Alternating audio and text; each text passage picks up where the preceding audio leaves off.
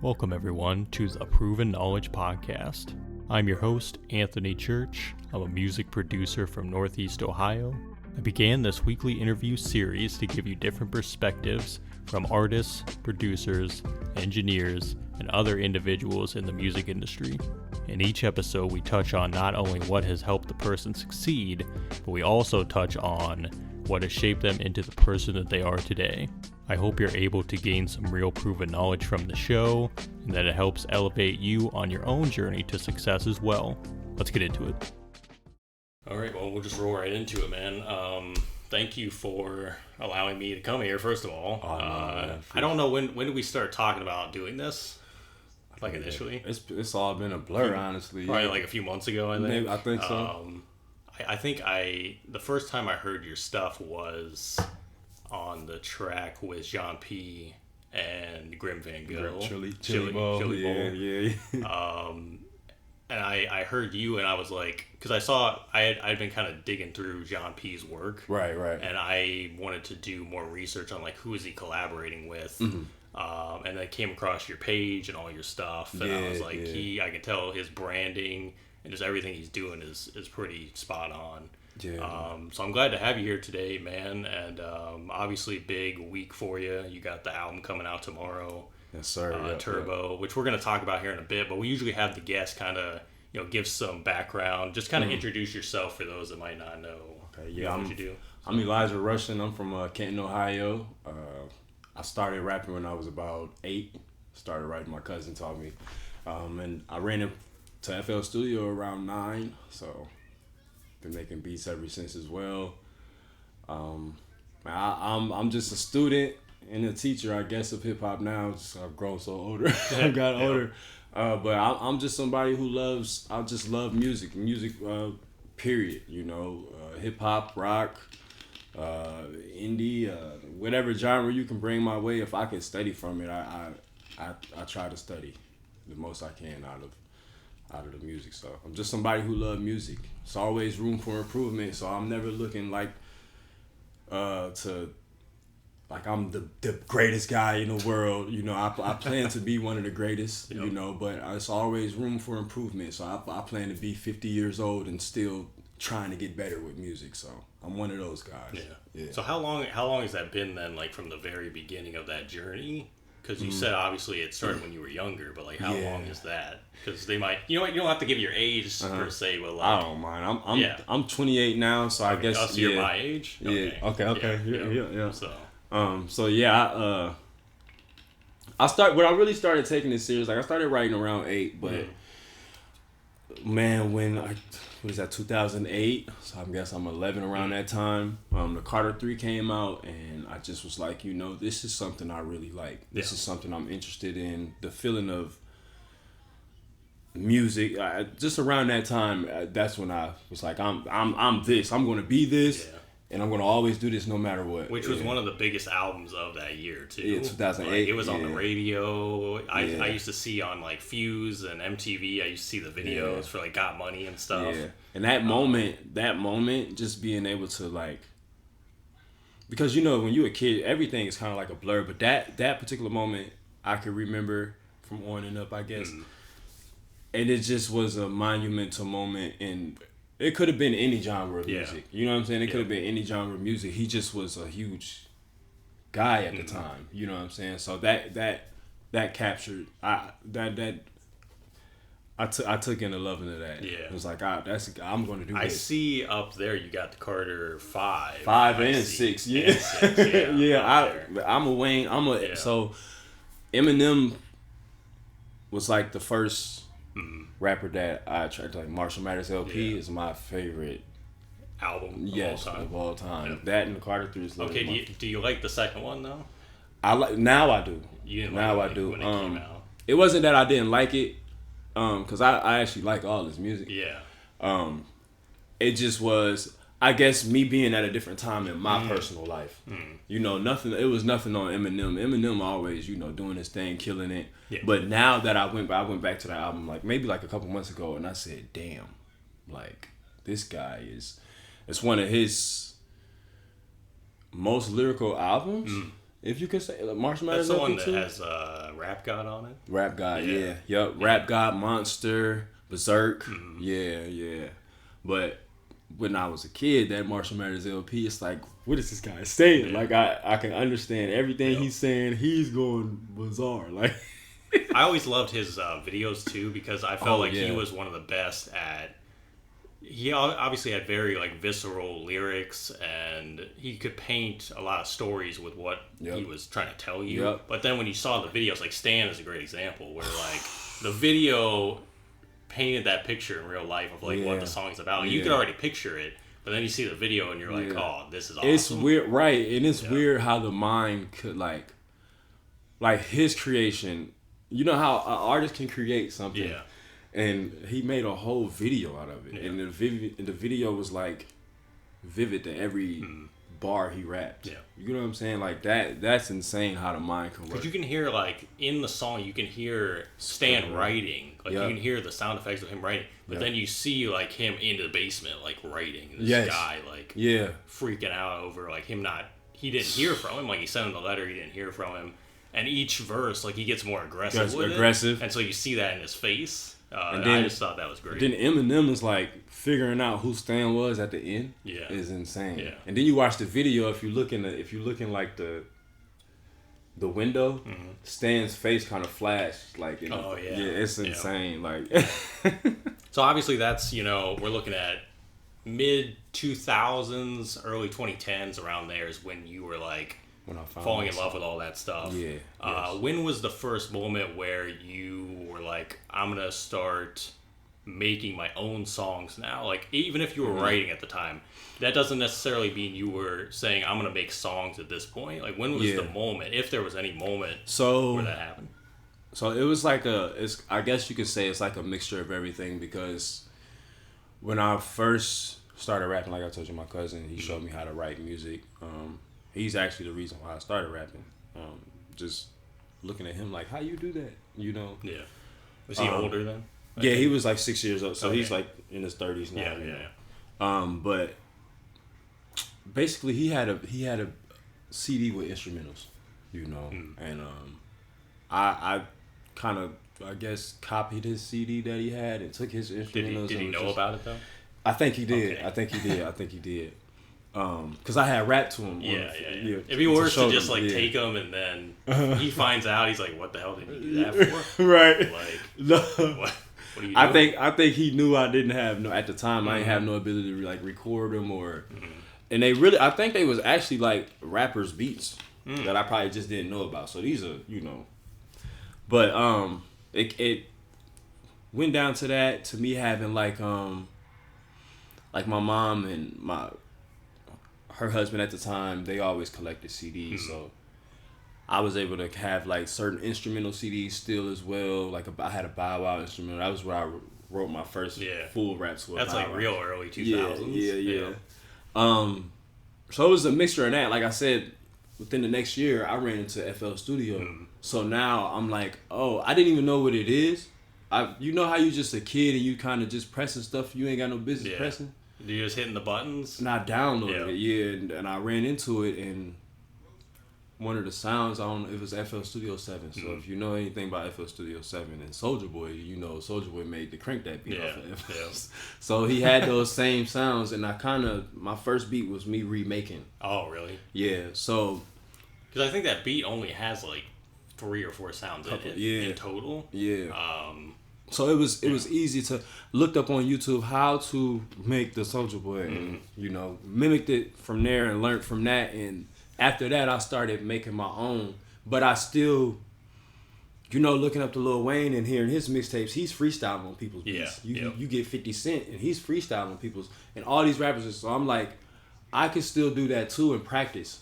You know what I'm saying? So I could practice my raps on other people's beats, but I can also make my own beats. Yeah. So I separated, once I understood like albums and projects and stuff, I started to separate. Yo, this gonna be a mixtape. This gonna be my actual beat. Like, my mixtape. I think it's cool too because that was like around the time where the internet and YouTube specifically was like taking off. Yeah. So I imagine that I don't know how big like type beats were at the time, but like people were posting that stuff to YouTube. Yeah. So you could access that, or like if 50 Cent had a mixtape, people would start posting the instrumentals. Yeah. I remember back in the early 2010s, that was a big thing. People were looking for the instrumentals of so and so song.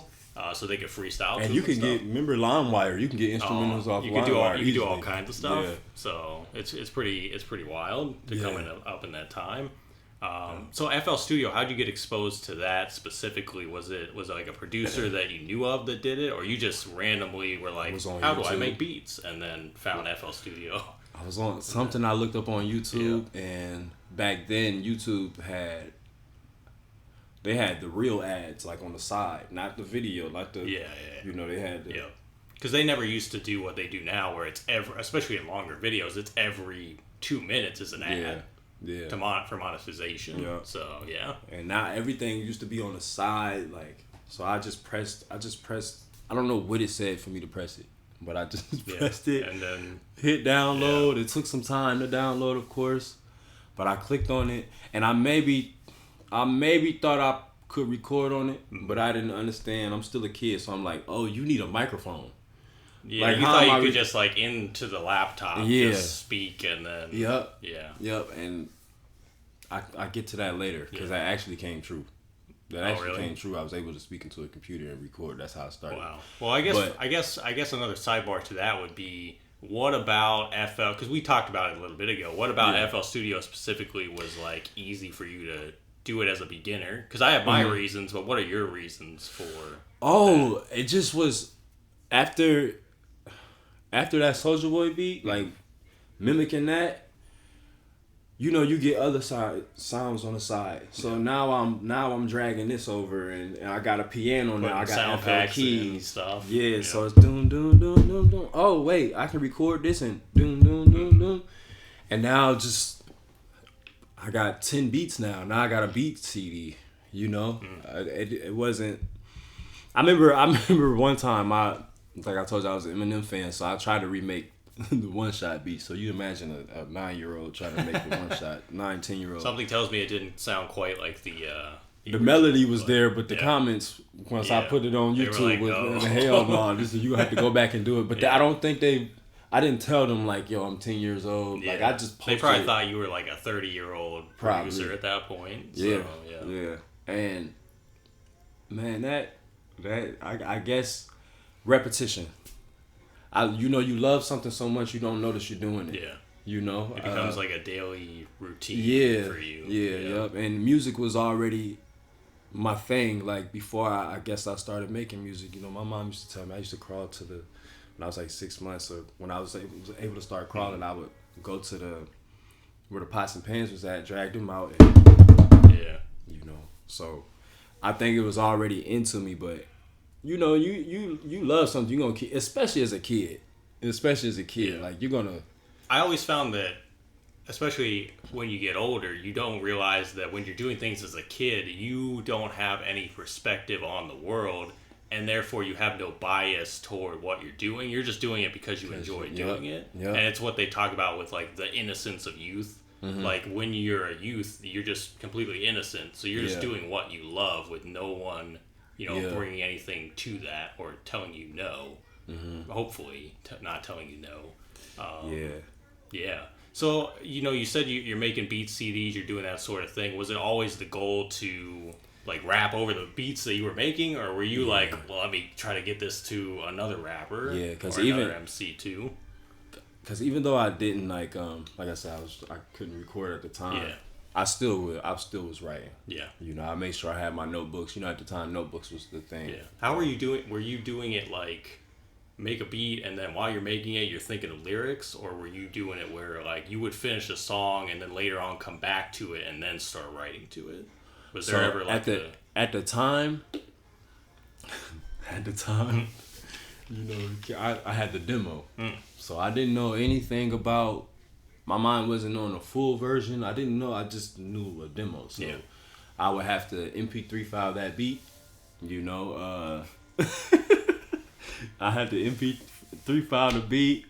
I would have it saved, and I would go. So you got my bedroom, and you got the computer room right across. Mm-hmm. So once I get done making that beat, I'm going in my room. I'm turning on SpongeBob, putting the headphones on, and I'm writing a rap. You know, some kids show, maybe 106 in Park, some music shows or something like.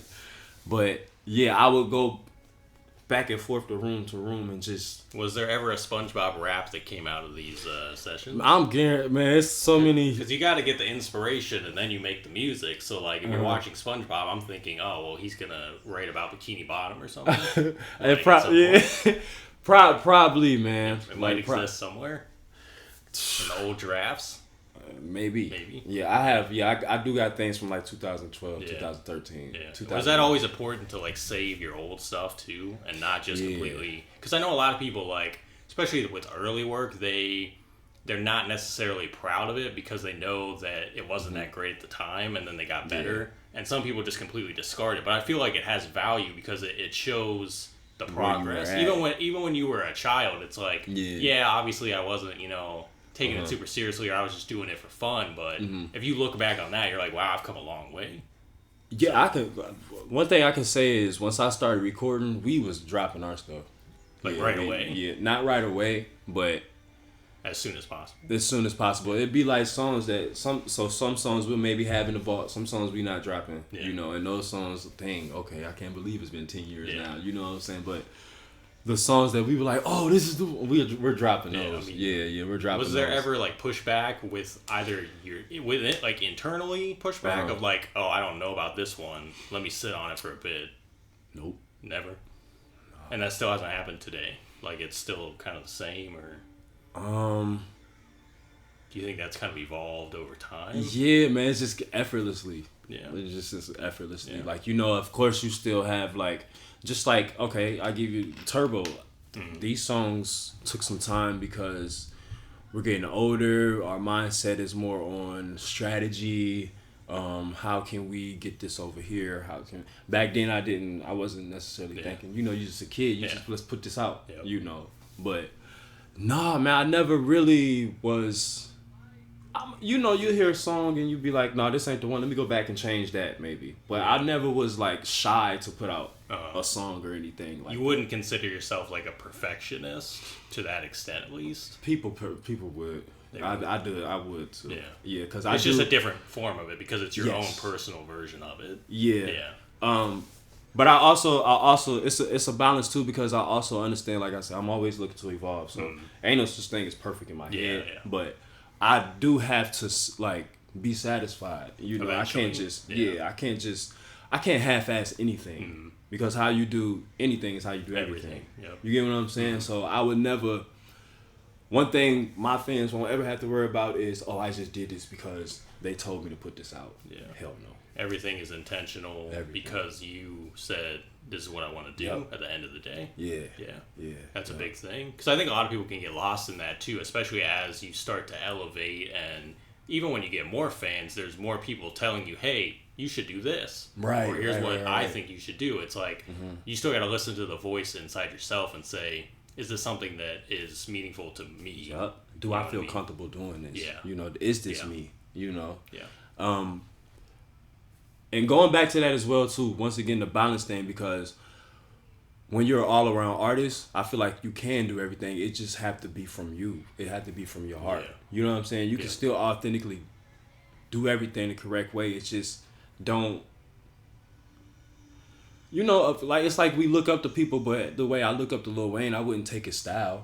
I love Lil Wayne to the fullest. I love Eminem to the fullest, but I would study and apply it to your own situation. But I'm not about to, sound directly like these guys. Yeah. So stuff like that, just authentic. If it's authentic, do it. Yeah.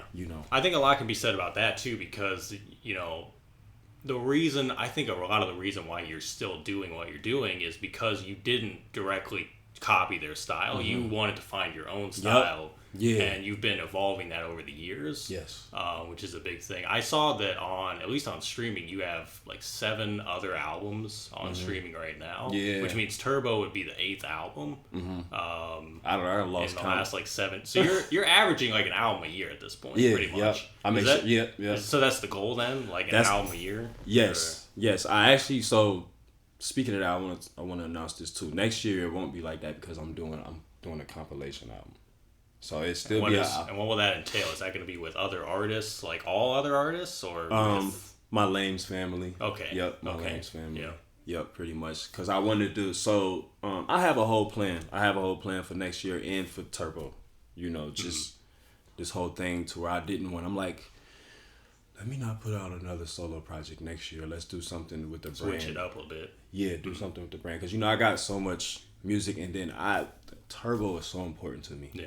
You know, to where, hey, I'm still on my A game with putting out something next year, but it don't have to be solo. It's still Eli. Yeah. You know what I'm saying? It's just my family. You know, just with me and my family. Yeah. So, yeah. As far as Turbo goes, because like we said, it's coming out tomorrow. Yeah. You're doing the listening session like right down the road at Erie Street Vinyl. Yeah.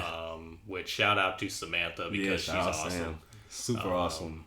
Unfortunately, I won't be there. I wish I could be there, but I know it's going to be a really cool experience to be able to play. Well, I guess first of all, what are you excited about for that? For being able to kind of showcase it in that way? Because I think you mentioned you haven't done anything like that before with a project. Right. So simply just the growth. Simply just the growth. Because like I said, I'm always gonna go hard on my songs or spend time with every song that I do. So that's never gonna change. But the mindset and the movement of the songs is what's going to change. It's time to grow up. That's just plain and simple. It's time to grow up and get out of here. Like and think all of us is capable of making it, I believe. It's just about what we do with our time. Yeah. Hey there, hope you're enjoying the episode so far. I just wanted to take a quick minute out to let you know about a couple different ways that you can support the podcast. One of the ways is by clicking that support the podcast button within your streaming platform. That is if you want to be a monthly supporter of the show. You can contribute either 99 cents, $5, or $10 a month. So that's the first way, and that's the more traditional way that we've had now for the last couple years. The other method that we actually just recently introduced is from our good friends over at Ko-fi. Ko-fi is a virtual tip jar. We have set our limit to a minimum of $10, but you can go make one-time, one-off donations. So if you visit ko-fi.com/the Proven Knowledge Podcast, you'll be able to donate. And all these different forms of donation go towards getting new guests every single week, getting potential sponsors on board to do giveaways, and overall just making the show better for you guys. So if you want to do that Ko-fi link, it's ko-fi.com/the Proven Knowledge Podcast. Otherwise, again, look for that support the podcast button in your streaming platform if you'd like to be a monthly supporter. And I just want to say thank you guys for your contributions. And without further ado, let's get back into the episode.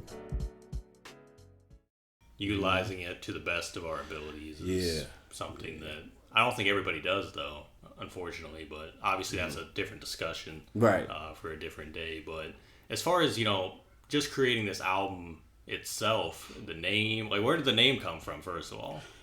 So Turbo, I just wanted to make a project called Turbo. Look, I give you an example. I have a project called Limitless. I have another one called Rockets Up. So I'm always just progression. That's the highest limits. I get from. Yeah, the highest limits, reaching the highest limits that you can, pushing yourself to the furthest. Man, like I said, it's just time to make it. So that's where these titles break down to. That's what these titles break down to. And just having some type of, Lames also stands for love and motivate each spirit. So, that motivate, those words like that, limitless, turbo, those are kind of motivational words, so at least to me. Yeah. So I just like to stand in that realm of the message that I'm trying to, get out to the world. Yeah. As far as the like recording, doing everything with it, what the overall process of the project, how was this one different from those other 7, I guess? Speaking on that. Or even like going back to the stuff you talked about earlier, like all these songs you've done over the years, how was this body of work different from that? I guess. This body of work, man, it really took some time. As far as it didn't take time making the music, it took time on the strategy and just like the time of feeling right. Yeah. Like I said, I come out with a project every year, but it's technically been like a year and I think it said March of 24 was the last one. Last one, maybe March something. So like a year and a half. Yeah, a year and a half. Like, so that's unlikely of me. Mm-hmm. I definitely was gonna make sure you're gonna drop something in this year, Eli. But just the time in it, man. Like, oh my gosh, and going back, like I've recorded songs that's like maybe 4 months ago, in a little word, I changed that, and now the song is done. Yeah. But you didn't know that months ago when you had to sit with it for a bit. Sit with it, yes. And say like, okay, today I know what I have to do to make this song better. Yep. Like take it to the next level. Man, we've made short videos to these videos already, and I'm going back to edit the song while the editor is editing the video of the, like, it's just many things that moving parts. Yeah, bro. This project was a real puzzle. And I don't write none of my music anymore. But it's been like that since it's been 3 years since I've stopped writing my music. So you're all freestyle, just off the Not freestyle, I call it free flow. As far as I don't go in just going in there talking anything, because then I would feel like I'm not putting my all into it. You know what I'm saying? It has to have the meaning in it. Yeah. Or it has to, if I'm going to rap, if I'm going to give you some bars, I want you to think of things. I just don't want to be saying anything. Like, because it's easy to get in there, I think, and again, I can't rap, sing. I want to put it out there. I'm terrible, guys. But I always felt like it's easy to get in there and say anything. Right. And that's why a lot of people make music, but it's like you're not saying anything with any value, really. Yeah. And like I don't knock anybody. It's like if you love it, like cool. Yeah. But it takes a lot more to go in and be vulnerable or say something that you know it's going to affect somebody in a certain type of way. Yeah. And actually like try to help someone with your words and what you're trying to say. Yeah. So it sounds like that for you is a big thing. It is. Yeah. It all of it. I don't want people to think like he's just some lyrical rapper. No, I want you to think Eli as a musician. I love lyrics. I have to. If Eminem and Lil Wayne is I have to love lyrics. Yeah. You get what I'm saying? Yeah. But I also love my favorite song is "Stand by Me." Oh, darling, really? Darling, stand. So classic. Yeah, you know, I'm a balancer. I do go. You have your songs where,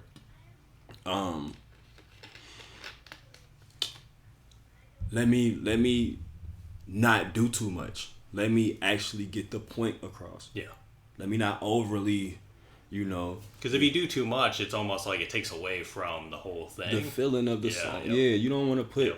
Yep. It's just like cooking. You don't want to put too much seasoning on. The food. Put too much salt in, destroys the whole dish. Yeah. Yep. I don't even want it no more. Here, you can have it back. Yeah. So.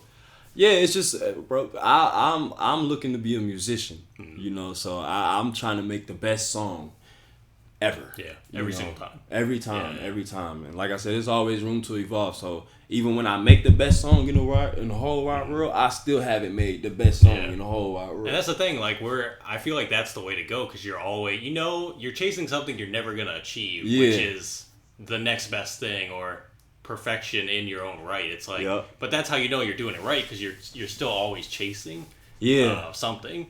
Which I don't think a lot of people can understand. Even like fans, I don't think they get that. If they don't make music or they don't do anything creative, it's like they might not understand that side of it. Sometimes you gotta tell your fans though. Sometimes you gotta. I feel like some artists may lack of explaining that. Yeah. Because you don't want to, like, most fans think, hey, he's gonna come with this the same time every time. Yeah. If I listen to a Tech 9 album, I know he's gonna rap fast. But I can it sounds different every album. I can go to, you know, this album and get this sound out of this sound. And that's how it should be. Kendrick Lamar, same. You know, we know what he's going to bring, but his albums sound different every time. And keep evolving over time. Yeah. And I think the best artists do that. And the best artists aren't afraid to do that, too, because, like we said earlier, you can let people influence what you're doing to the extent where you're not even doing what you want to do anymore. Yeah. Which is a big thing. I kind of want to sidetrack to with Turbo itself, because you mentioned you're working with, you know, videographers, people that are helping you out with this. Anyone you want to shout out, like collaborators for this project, or just anybody in general? Man. Joe Lewis, that's my guy. He films everything. Did he do the John P's documentary? Yes, that came out. I saw it. That looked incredible. Yeah. I watched it on YouTube. It looked awesome. He did it with I believe with a guy named Philip. I don't know his last name, but yeah, he collabed with Philip. Okay.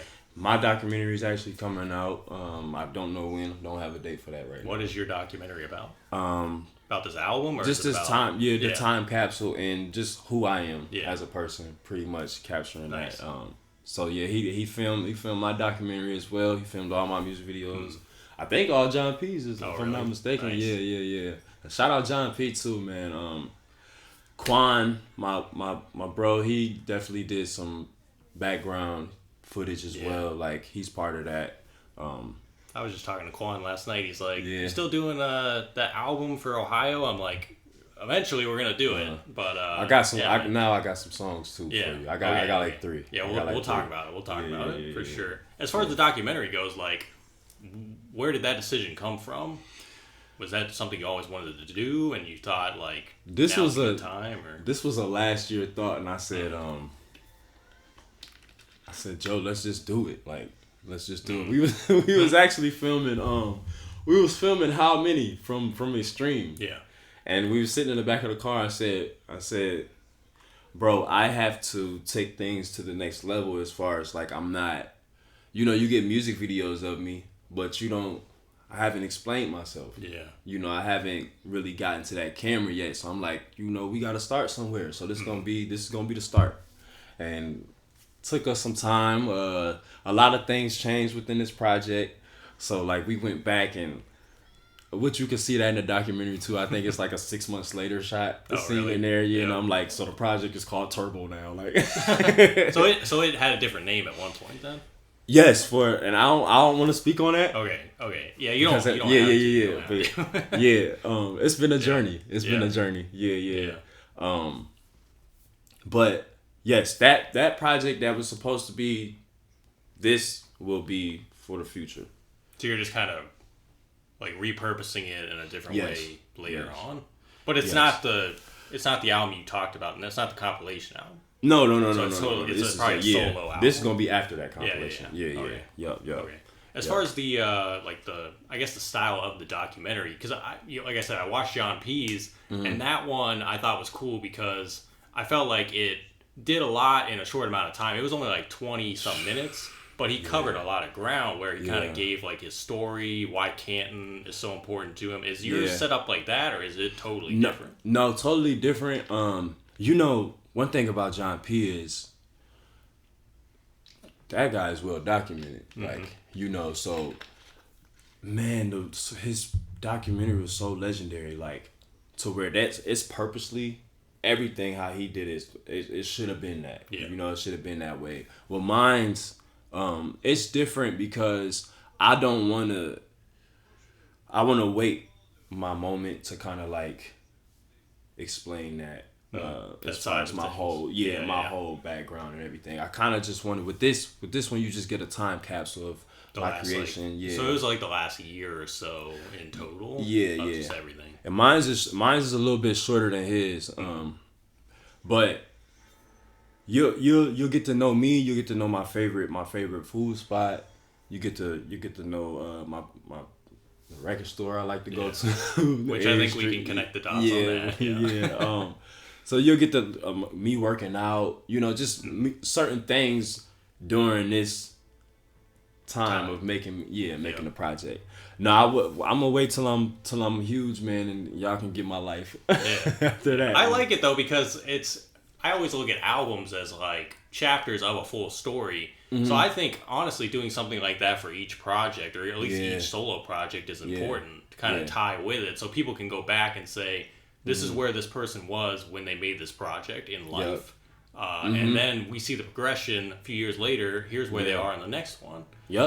So being able to do that for projects, I always felt like was a big thing to do. But no release date or anything. No release date. No release date right now. I'm thinking sometime in August for sure. It's done. But I'm being smart and strategic with the way I drop everything. Like, I got so many things in line. Just even, this interview now, and I want to. Bro, music goes so fast nowadays. And it's like people don't know how to. Even music labels don't know how to spend time with songs no more. It sucks. They're just pushing them out one after the other. There's no rollout or post rollout going on most of the time. It's not. It's just like this music's just, we got the music now. And back then it seemed like albums would last a little bit long. Albums would last a little bit long. So I'm gonna make sure, as an independent artist and as a growing artist, to make sure these 12 songs get the time that they need. It's just like children. These songs are if you know the music business, these songs come with codes. Social security. That's just like a social security ISRC. So these songs are just like people. Like, you gotta feed these songs. You gotta nurture it the right way, or it's not gonna get its proper care. And I'm learning that still to this day, man. Still to this day. So, what do you think what is a big thing that would be after this then? Because I know you don't want to look too far ahead. But where do you kind of see? I have a question at the end that's kind of similar to this, where it's not the same question. Where do you see the evolution from Turbo? After Turbo, what would be the goal from it? So the goal out of this is to gain fans, to gain some type of, looking for the word. You're supposed to, your brand is supposed to be worth something. So make myself more worth something. And the next step I don't look too much ahead, but I know the next step out of Turbo is singles. Singles. That's why you're not getting a project from me next year. I'm just getting this compilation because I want to, after these songs are spent, after I spend time with all these songs in this project, I want to actually see how it feels to work one song at a time, one song a month. Changing the way you're releasing things for a bit. Yep. And all this, man, these songs, I'm telling you, Anthony, bro,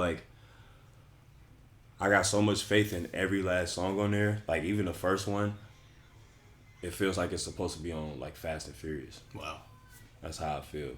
Well, that fits with Turbo. Exactly. Right? Exactly. Yeah. Do we want to show the? Yeah, I can grab it. I was gonna say we might as well show the people up here. If you're listening to the audio version, you're not gonna see it, but we got some physical copies of the project. Yeah. There it is. And you're going to be, you said, giving these out tomorrow at the listening party, but you're also going to be selling these eventually? Selling them eventually, yeah. Where can people get this if they want it? Because by the time this episode drops on audio, the album will be out for a couple weeks by then. So if you want a free copy, I either can mail it to you or you need to be in Ohio. And I'll make sure I get it to you. For sure. And I feel like I'm sitting in the spot where this album cover was taken, I think, or literally very close to literally, because I'm looking at it right here. I can hold it up. Yeah. It's like the things on Instagram where they take a picture of the spot they were in. Yeah, that's cool. I like the silhouette of you right here too. Yeah. That looks cool. Yep. Shouts out to Joe. Joe took that picture while we was working on a documentary, so that looks sick. Yeah. That's awesome, man. Yeah, man. So I guess we'll kind of get into the last few questions here. Okay. These are more life-related ones. Okay. Ones I ask on every single episode. Yeah.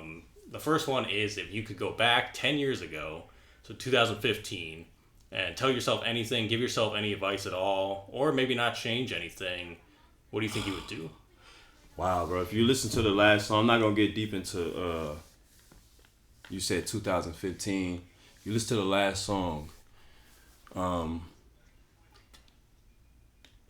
last bar before the chorus, you'll probably look at that answer a little bit different. I was in a dark place. So I would definitely tell myself that now I would tell myself that you got it. And what the hell is wrong with you? Just you got it. Keep going. Yeah. Yeah. It's a different perspective, you think, that you've kind of Totally learned over, different. Yes. over time? Totally different perspective. I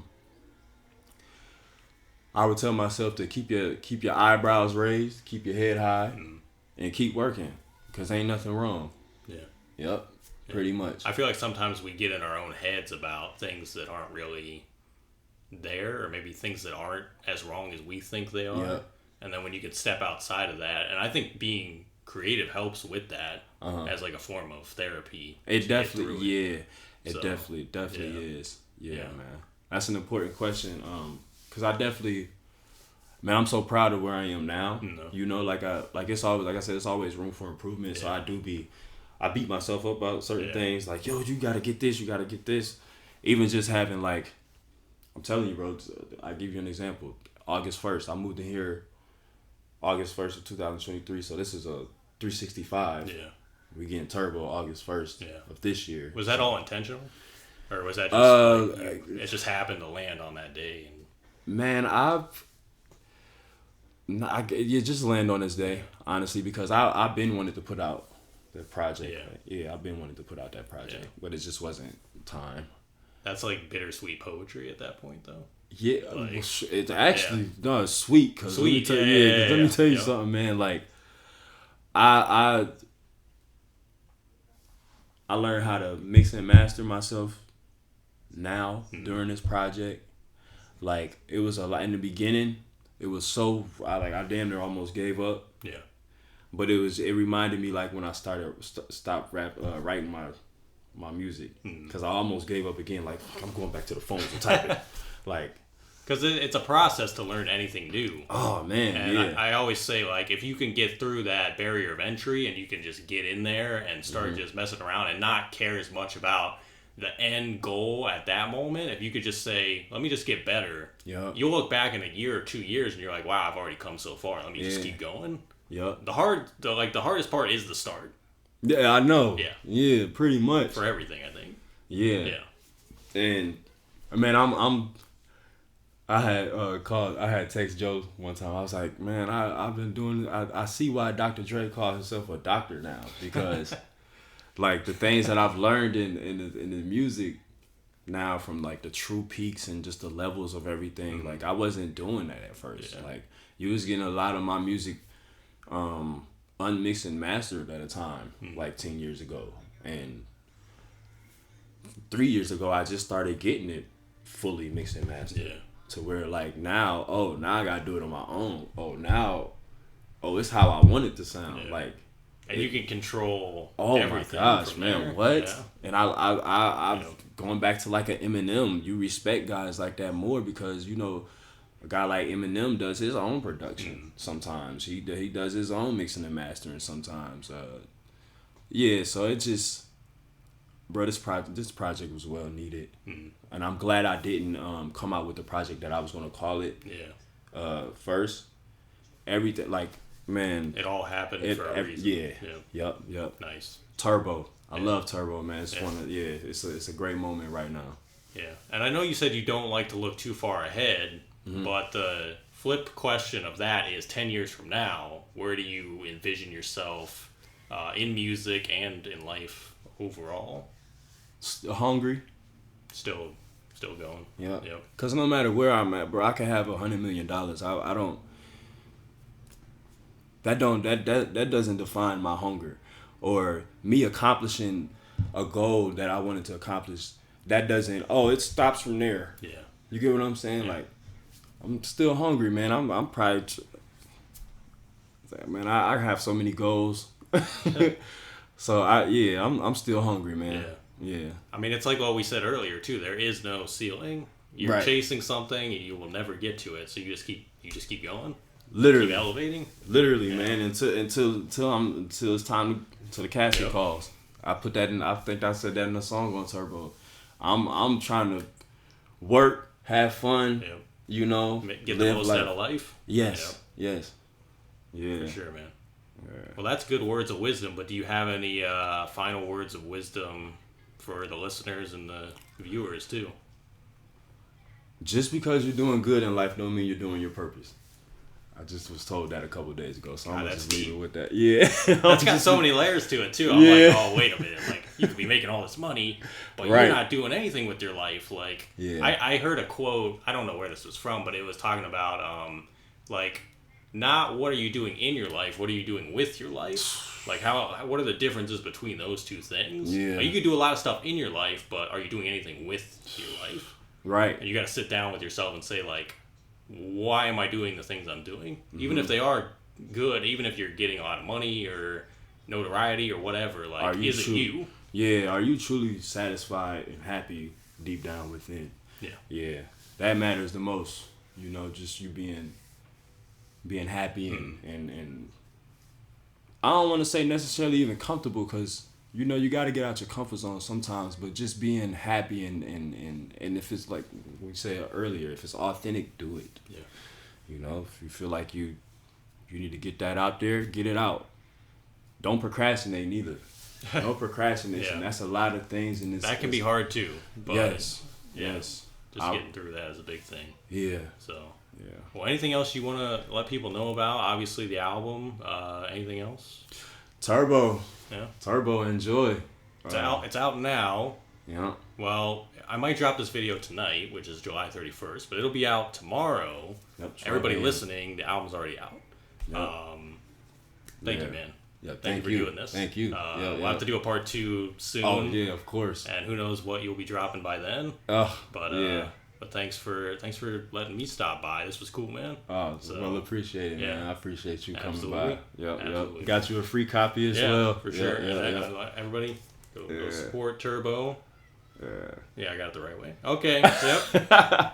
It's a wrap. Love. Thank you, man. Yep. Thank you. Yep.